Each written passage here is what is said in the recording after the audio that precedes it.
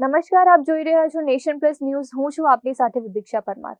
સુરત શહેરમાં પૂરના પાણી ઓસર્યા બાદ હવે પ્રશાસન યુદ્ધના ધોરણે રાહત અને સફાઈ કામગીરીમાં લાગી ગયું છે. પ્રી મોન્સૂન અને પૂરની સ્થિતિની સમીક્ષા કરવા માટે નાયબ મુખ્યમંત્રી હર્ષ સંઘવીએ મોડી રાત્રે અધિકારીઓ સાથે એક મહત્વની બેઠક યોજી હતી. સુરત પૂરના પ્રભાવિતોને ઝડપથી બેઠા કરવા માટે નાયબ મંત્રી હર્ષ સંઘવીની અધ્યક્ષતામાં મોડી રાત્રે મેરેથોન બેઠક યોજાઈ હતી. બેઠકમાં લેવાયેલા નિર્ણય મુજબ અત્યાર સુધીમાં 9,100 પરિવારનો ડોર ટુ ડોર સર્વે કરાયો છે, જેમાંથી 800થી વધુ પરિવારોને 6,800 રૂપિયા લેખે ઘરવખરી અને કેશડોલની સહાય ચૂકવી દેવામાં આવી છે. શુક્રવારે મોડી સાંજ સુધીમાં બાકીના તમામ અસરગ્રસ્ત લોકો સુધી આ સહાય પહોંચાડવા માટે જુદી જુદી ટીમો સક્રિય કરાઈ છે. જો કોઈ સોસાયટી રહી ગઈ હશે તો ત્યાં પણ ફરી સર્વે કરવા કલેક્ટરની અધ્યક્ષતામાં ટીમ બનાવવામાં આવી છે.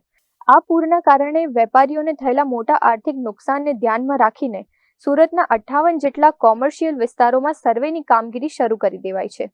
વેપારીઓની સહાય માટે આગામી દિવસોમાં મુખ્યમંત્રીની અધ્યક્ષતામાં એક વિશેષ પોલિસી જાહેર કરવામાં આવશે, જેની તૈયારીઓ આજથી જ શરૂ કરી દેવાઈ છે.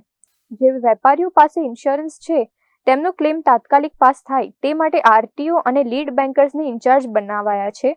તેમજ ઇન્સ્યોરન્સ પ્રક્રિયા માટે ખાસ ઓનલાઈન બેન્ચ પણ તૈયાર કરવામાં આવી છે. આજે બપોરે આદરણીય મુખ્યમંત્રી શ્રી ભૂપેન્દ્રભાઈ પટેલ સુરત શહેરમાં ભારે વરસાદના કારણે જે અનેક વિસ્તારોની અંદર હાલાકી ભોગવવી પડેલી લોકોએ તે માટેની એક રિવ્યુ બેઠક રાખવામાં આવી હતી.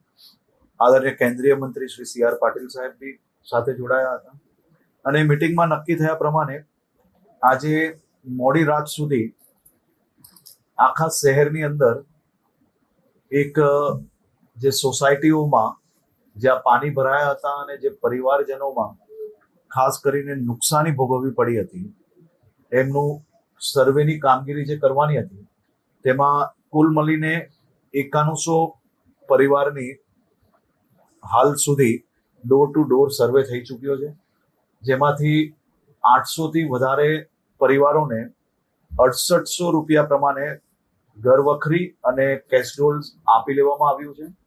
અને કાલે મોડી રાત સુધી મોટા ભાગના આ સૌ પરિવારજનોને કેશડોલ્સ અને ઘરવખરીની જે સહાય છે તે એમના સોસાયટી સુધી પહોંચાડવા માટે અલગ અલગ ટીમો આજે રાત્રે મીટિંગની અંદર બનાવવામાં આવી છે.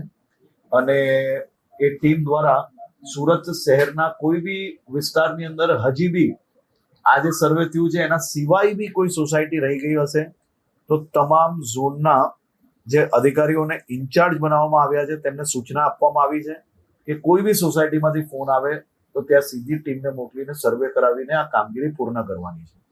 આ તમામ પરિવારો સુધી તાત્કાલિક આ વૈકલ્પિક સૌથી પહેલા સહાય પહોંચાડવાની કામગીરી કરવામાં આવી રહી છે, જેથી કોઈકને ઘરવખરી બગડી હોય, કોઈકને નાની મોટી કામગીરી હોય તો એને આ સહાયથી હમણાં એની કામગીરી કરી શકે તે માટે આ ડે એન્ડ નાઇટ કામગીરી કરીને આ કામગીરી પૂર્ણ કરવામાં આવી રહી છે. એની જોડે જોડે અનેક કોમર્શિયલ એરિયાની અંદર કોઈનો વેપાર છે, દુકાન ચલાવે છે, એમાં જે નુકસાન થયું હોય એનું બી સર્વેની કામગીરી સરકારી સહાય માટે આવનારા દિવસોમાં મુખ્યમંત્રીશ્રીના અધ્યક્ષસ્થાને અને આ નિર્ણય લેવામાં આવશે. પણ એની પહેલા આખું સર્વે કરાવવું એ ખૂબ મહત્વનું હોય છે. હાલ સુધી ખાસ કરીને સુરત શહેરના 58 જેટલા નાના મોટી ગલીઓમાં એરિયામાં જે કોમર્શિયલ એરિયાની અંદર જે નુકસાન થયું છે તેનું સર્વે કરવામાં આવ્યું છે.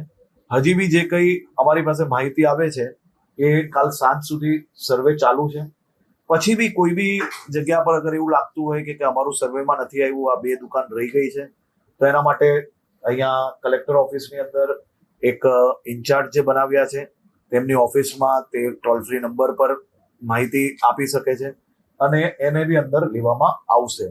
હવે એ પોલિસી આવનારા દિવસોમાં જાહેર થશે ને એ પોલિસી જેવી જાહેર થાય એવી તાત્કાલિક એને મદદ પહોંચાડી શકે તે માટે આજથી જ આ બધું સર્વેની કામગીરી ચાલુ કરી લેવામાં આવી હતી.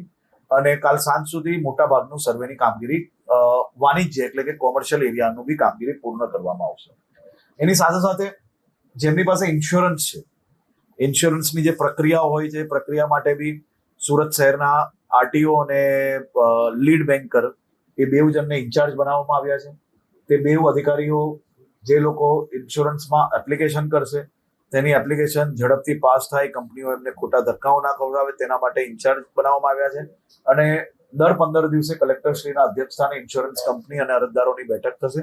અને આના માટે એક ઓનલાઈન ડેશબોર્ડ બી બનાવવામાં આવે છે, જેથી આપણા શહેરના કોઈ બી નાગરિકો આમાં એને નુકસાન થયું હોય અને એનું ઇન્સ્યોરન્સ હોવા છતાં અગર એનો ઇન્સ્યોરન્સ પાસ નહીં થતો હોય તો એને તાત્કાલિક આપણે મદદ પહોંચાડી શકીએ તે માટેની બી વ્યવસ્થાઓ કરવામાં આવી છે. અત્રે ઉલ્લેખનીય છે કે પૂર બાદ રોગચાળો ન ફેલાય તે માટે સુરતને સ્વચ્છ બનાવવાનું મહાઅભિયાન શરૂ કરાયું છે. વડોદરા પાલિકાની ઇન્ડસ્ટ્રીઝમાંથી 1000થી વધુ કર્મચારીઓ બોલાવાયા છે, જેથી હવે કુલ 4500 જેટલા કર્મચારીઓ સફાઈની કામગીરી સંભાળશે. આ ઉપરાંત સુરતના કોમર્શિયલ બેઝમેન્ટોમાં ભરાયેલા પાણીનો તાત્કાલિક નિકાલ કરવા માટે વધુ 50 મોટા પંપ કાર્યરત કરાયા છે. મનપા દ્વારા આ પાણી કાઢવાની જવાબદારી GIDC, GPCB અને DIC ને સોંપવામાં આવી છે. Bureau report, Nation Plus News, Surat. સમાચારોના સતત અપડેટ મેળવવા માટે અમારી નેશન પ્લસ ન્યૂઝની YouTube ચેનલને સબસ્ક્રાઇબ કરો, બેલ આઇકન દબાવો અને જોડાયેલા રહો Facebook, Instagram અને Twitter પર.